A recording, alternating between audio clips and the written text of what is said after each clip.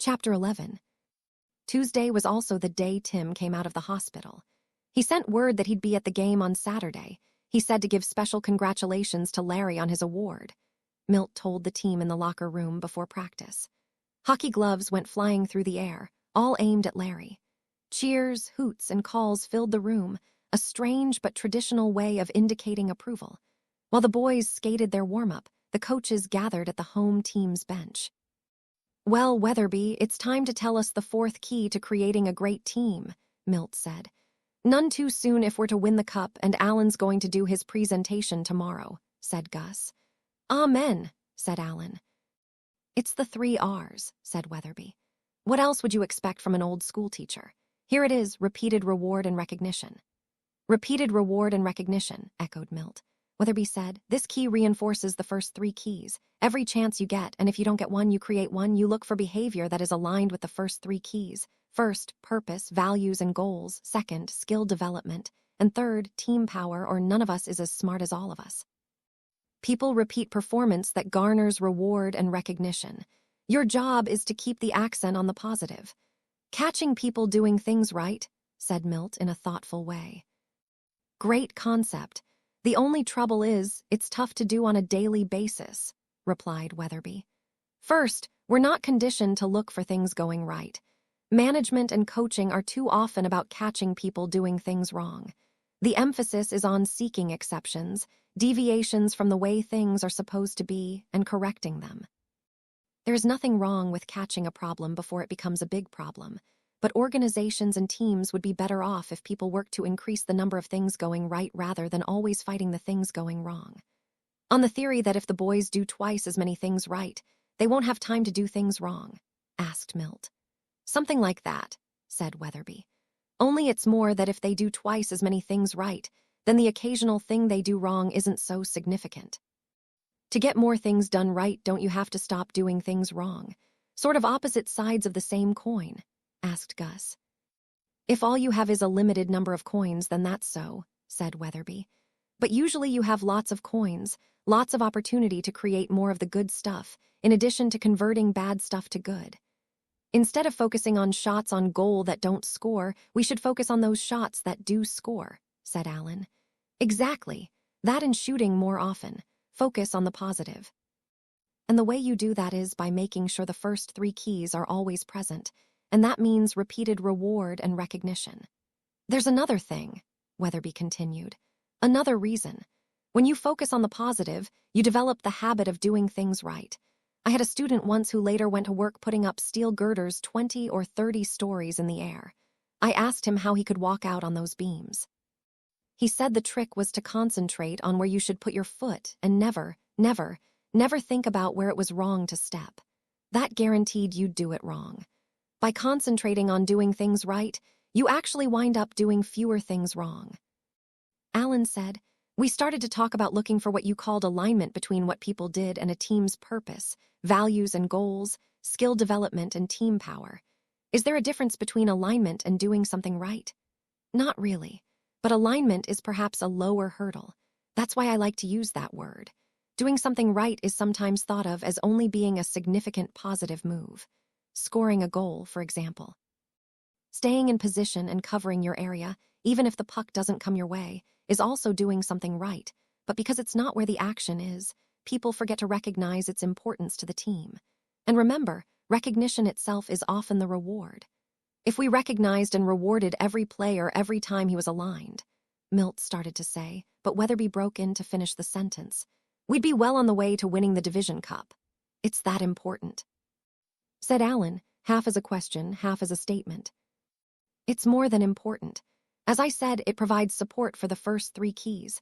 You confirm your aspirations as worthy, you pay homage to the skills and knowledge of both the individual and the team, and you create a spark of energy that encourages people to focus on team success, not individual performance." There was a short silence. On the ice, the boys were finishing their warm-up and began skating to the bench. Alan said, "One last thing, Weatherby. By directing our praise to team aspirations, skill development, and team power, we will ensure a total focus on the Team's mission. That, in turn, should cut down a lot of effort directed at wrong things." "Absolutely," said Weatherby. It happens all the time.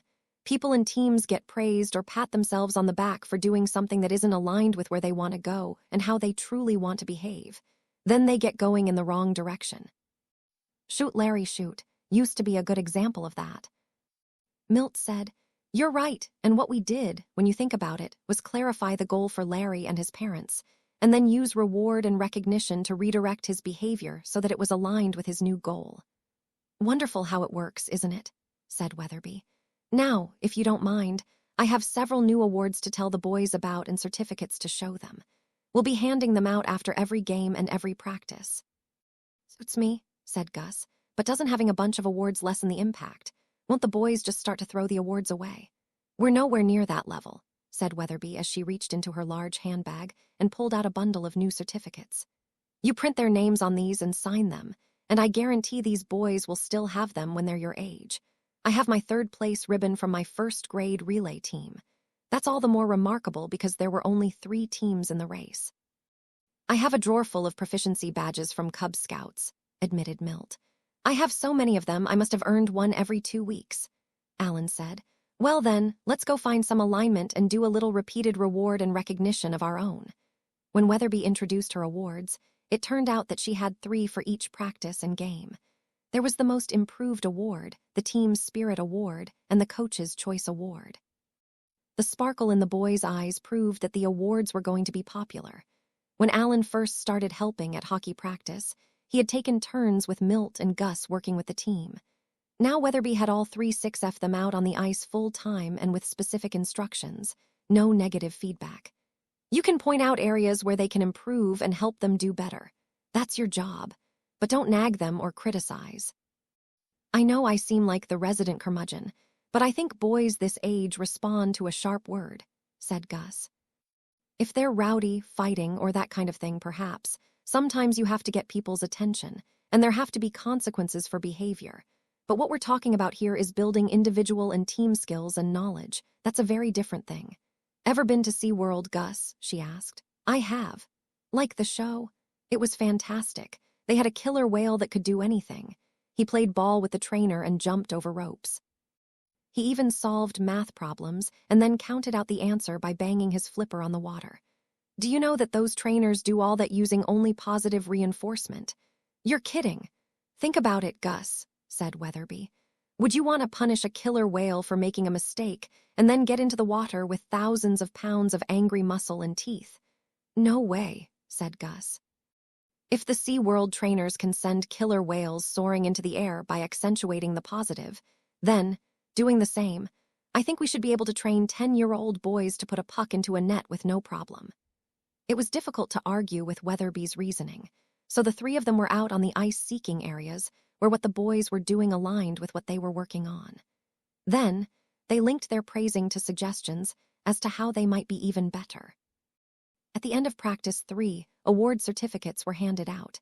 After seeing how thrilled the winners were, Alan had no trouble believing those pieces of paper would remain treasured possessions for a lifetime. As the boys headed to the locker room, Weatherby called the coaching team together. "Between practices, I have lots of time to think about the boys and the 4 keys to building a high-five team," she said.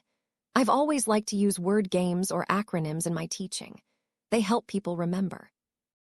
I've come up with one related to hockey and the 4 keys that I hope you'll find useful. It's an acronym based on the word puck."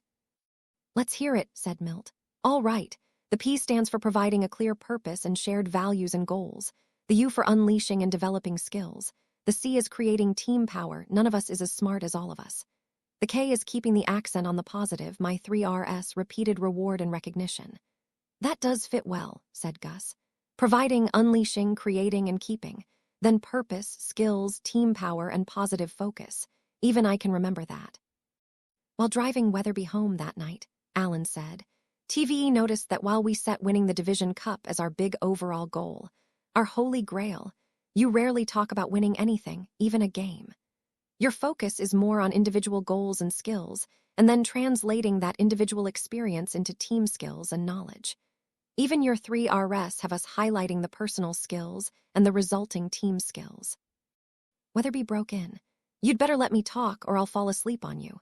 You're right. I want these boys to achieve personal bests and experience the magic of being part of a successful team, a high-five team, by doing things together they could never do on their own. Along the way, they'll win some games, far more games than they'd win if they didn't use the 4 keys to successful teams. Winning is nice, Alan, but that's the byproduct of building a great team. That's what we have to concentrate on. Alan said, I wondered if it had something to do with their being kids. If they were adults, would you talk about winning more? I might, but I really shouldn't. If you believe winning is everything, then by definition, when you lose, you're nothing. That's a pretty shallow life, Alan. The good news is that if you put winning into perspective, you discover that lots of other things are important, too, sometimes more important than winning. Alan said, Are you saying a team can lose a game and still be successful? Of course. If you play a great game against a spectacular opponent and lose, and you're a team that believes winning is everything, you leave the game with nothing. But a team that puts winning in perspective will come away still fired up and ready to plunge back into practice. The players will be excited that they played like a high-five team and be eager to build even stronger personal and team skills and knowledge. A simple question, Alan. Which one of those 2 teams was the loser? Another simple question. Which one has the best chance of finishing first the next time or the time after that? Alan didn't bother to reply. The answer was obvious. Teams with a focus on personal and team bests, a focus on team skills and knowledge, were going to be the real winners whether or not they won every game. You're awake, Weatherby. I am. I want to tell you, it's fun handing out praise and linking that praise to things done right, rather than being critical and getting after the boys for making mistakes. I know the feeling, said Weatherby. I know coaching is more fun this way, a lot more fun. The first year I coached basketball, I was a screamer and a yeller. That's what all the other coaches were doing, and I started out following their lead. The girls paid attention if I got angry and yelled, so it seemed reasonable that if I wanted more from them, I should get angrier and yell louder. I can't imagine you doing that, said Alan. I don't like to remember what a jerk I was, but it's true. So what changed? Why did you change? I was walking down the hall, and Miss Lane, our principal, was having a screaming fit at a pupil. She wound up pinching the child's cheek and using it to shake his head. Today that wouldn't happen, but this was 40 years ago. It wasn't unusual behavior for her, but that day it suddenly occurred to me how wrong it was. Half of me was horrified at what she was doing to that child, and the other half wanted to laugh at what a total fool she was making of herself. I walked over, pulled her away from the student, and quietly told her to go to her office and calm down. What happened? Alan asked when Weatherby fell silent. She didn't go to her office, that's for sure. She started to yell at me. I told her I wished I had a mirror to show her how silly she looked. She didn't care for the word silly, Weatherby said with a laugh. It seems funny now, but it was pretty intense then. You know, I never saw her be abusive to another child, but that spring she took early retirement. The incident was so traumatic for me that I swore I'd never allow myself to do something stupid like that. I changed my coaching philosophy. It was easy because I'd never used the angry or yelling style in the classroom. I'd always been a believer in praise and gentle redirection when teaching. It worked for me as a teacher, and it started to work for me as a coach. I'm glad you made the switch, said Alan. Tomorrow morning I'm off to sell all this to Mr. Montero's company, and I'm going to give you half the fee. That is, if they decide I'm worth it and pay me.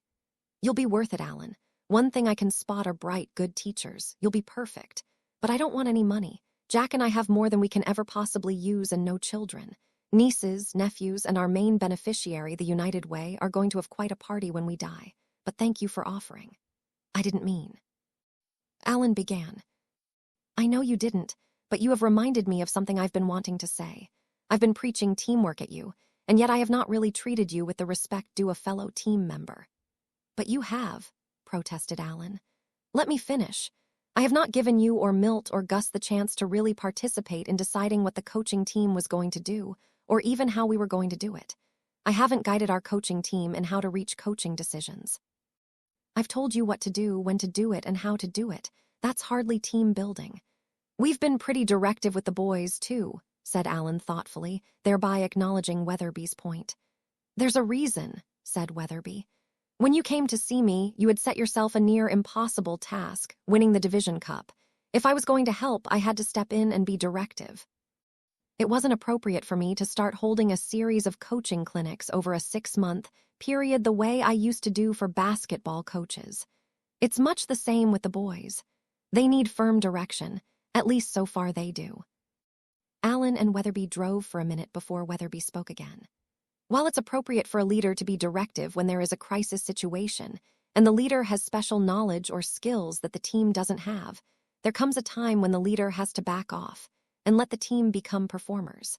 We're reaching that point with our coaching team, Alan, and we'll need to start letting the boys take on more responsibility for strategy and direction soon. We won't give grade 5 boys the scope we'd give a team of adults. They don't have the experiences and interpersonal skills to handle it, but we do have to let them move more in that direction. They drove in silence while Alan thought about what Weatherby had said. "Park Manor home next stop," said Alan as he pulled into the driveway. "Twice in a row you've made me miss my beauty rest," said Weatherby. "Your fault if I get wrinkles."